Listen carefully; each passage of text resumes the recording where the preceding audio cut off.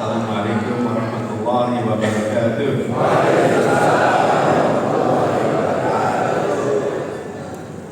Alhamdulillah wa syukrulillah wa la hawla wa la quwwata illa billah. Allahumma shalli wa sallim wa barik ala sayyidina Muhammad wa ala alihi wa ashabihi ajma'in. Rabbi shrah li sadri wa yassir li amri wahlul 'uqdatam min lisani yafqahu qawli. Raditu billahi rabban wa bil islami dinan wa bil muhammadin nabiyyan wa rasulan. Rabbi zidni ilma warzuqni fahma. Amma ba'du. Yang kami hormati, kami cintai, kami muliakan para alim ulama, para kiai, para cendekiawan, wabil khusus yang tadi memberikan partai pembukaan, Ustadz Heri Mustanto, semoga beliau diberikan umur panjang, dimudahkan dalam kegiatan dakwahnya. Yang kami hormati Ketua Yayasan Masjid Al-Ikhlas BSD, Bapak Insinyur Haji Eko Dwi Harjono, Pembina Yayasan Masjid Al-Ikhlas Bapak Haji Ramono, dan juga penyelenggara majelis ini, Ketua Presidium Forum Masjid Mushola BSD Pak Budi, Bapak Slamet Budianto,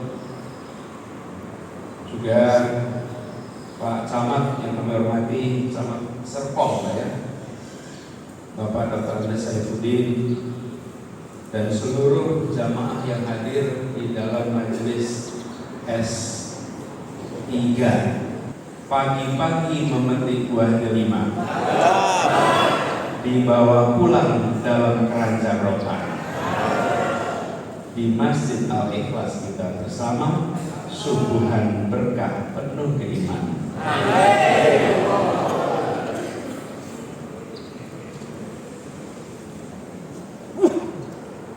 Ini sesudah mendengarkan Ustaz Heri tadi, ada tambahan pantun.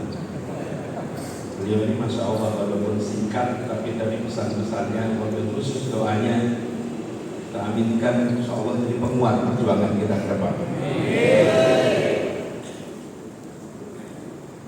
Ke pasar beli ikan teri,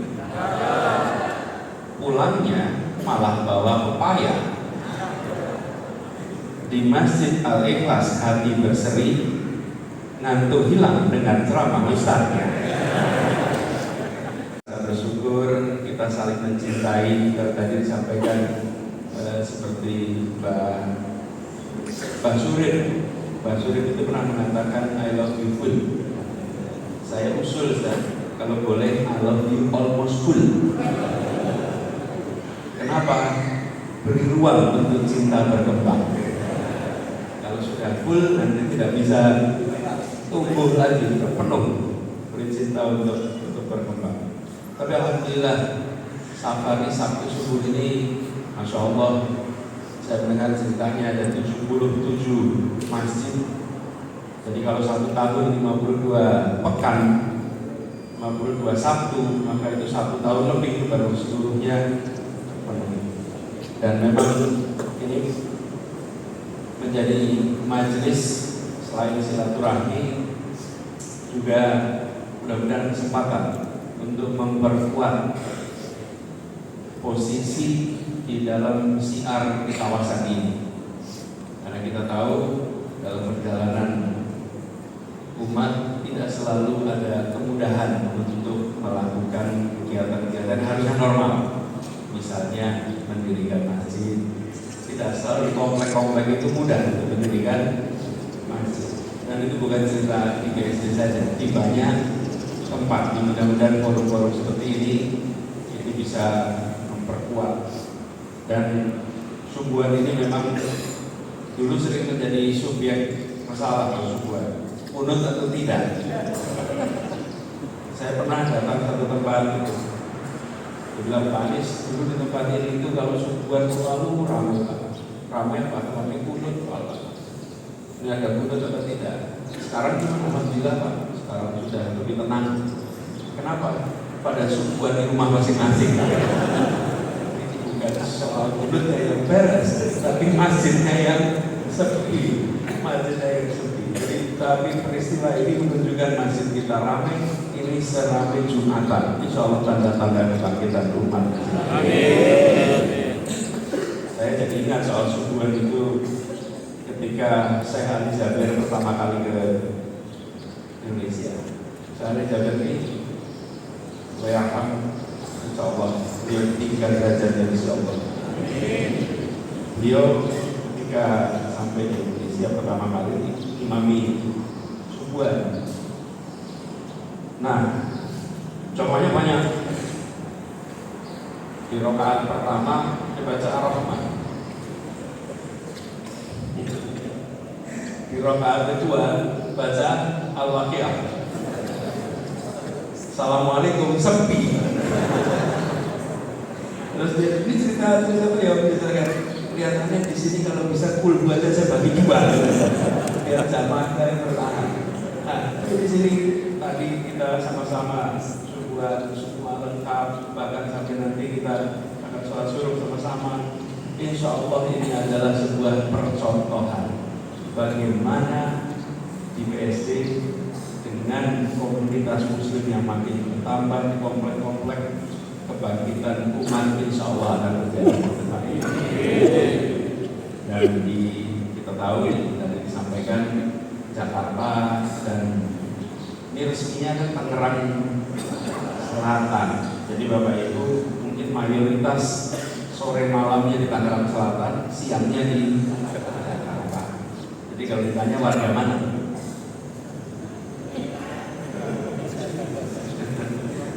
Siang warga Jakarta, malam warga kita bertetangga. Dan terima kasih atas perjuangannya selama ini. Di 2017 waktu itu memang semua kita berjuang sama-sama. Saya kebetulan dapat tugasnya pegang mikrofon Pak dalam perjuangan itu.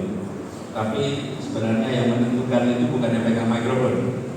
Saya memegang mikrofon dari depan, yang bicara, yang menyampaikan. Seperti juga majelis ini. Saya pegang mikrofon, kedengaran suaranya. Ustaz Heri pegang mikrofon, bicara kedengaran. Pak Budi bicara kedengaran. Ada mikrofon, kita pegang mikrofon. Tapi yang berkuasa sebetulnya, yang paling berjasa sebetulnya bukan pegang mikrofon. Yang paling berjasa adalah yang menjadi operator sound system di belakang. Kalau sound systemnya dimatikan off, selesai. Bila dulu perjuangan itu saya dapat tugas di depan pegang mikrofon, bila tidak ada antum semua yang menjadi jaringan, yang menyalakan sound system, yang menyiapkan semuanya, perjuangan itu akan berhasil.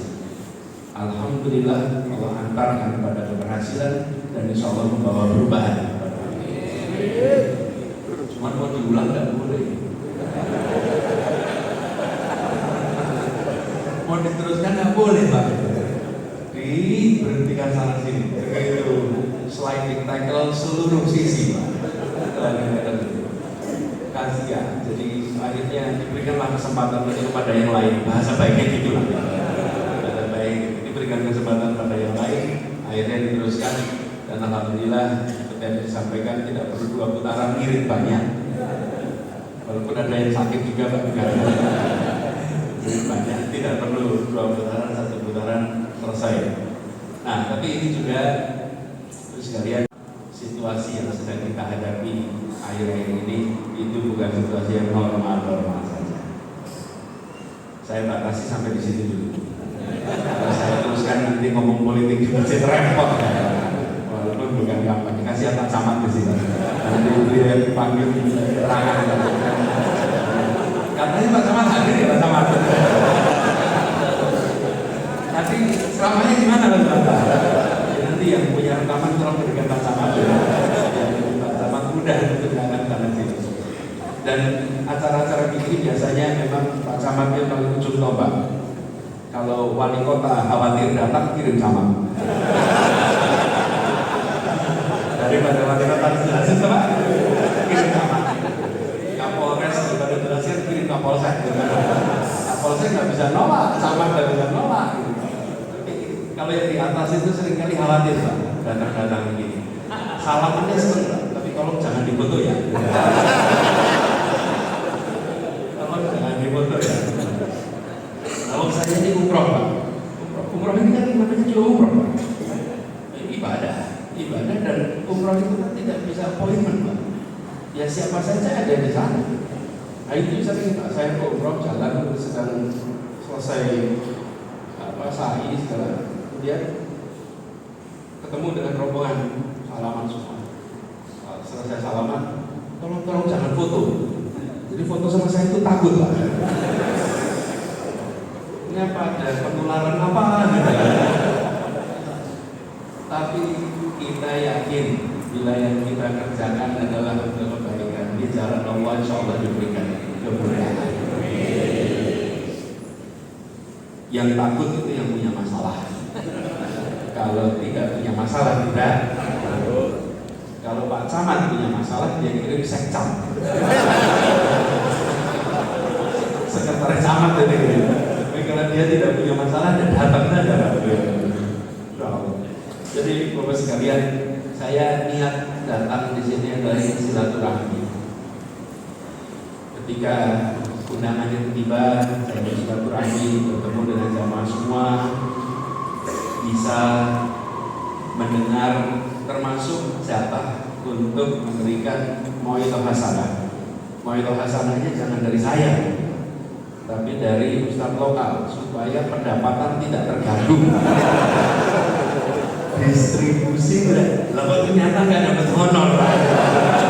Saya minta maaf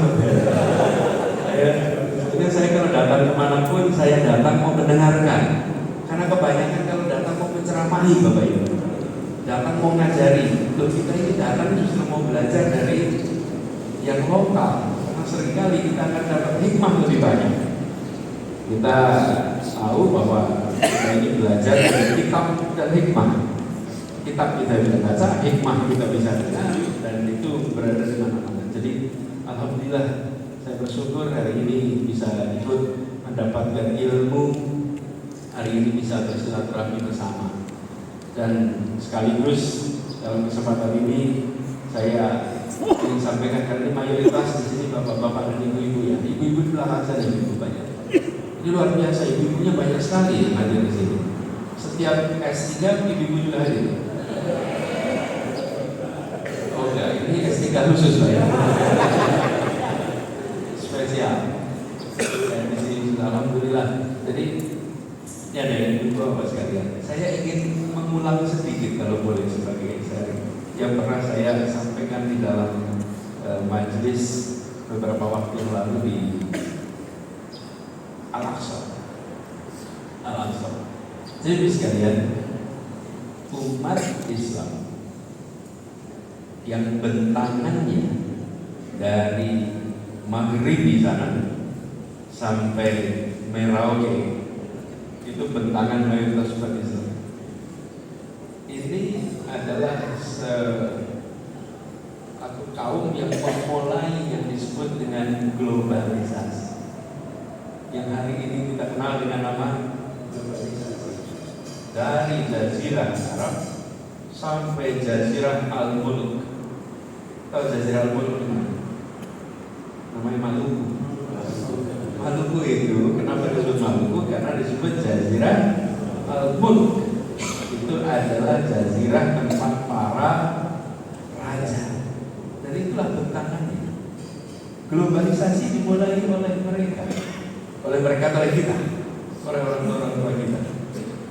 Nah, kenapa? Karena pada waktu itu mereka menguasai ilmu pengetahuan. Hari ini salah satu tantangan terbesar, kenapa saya mau sampaikan ini, berbagi saja, karena kita, rumah-rumah kita, keluarga-keluarga kita, madrasah kita, pendidikan kita belum tentu menyiapkan anak-anak kita untuk bisa menjadi pemenang di dalam kompetisi yang terjadi di global ini. Kita membekali anak-anak kita dengan iman, dengan tauhid, Islam, akhlak, itu dasar.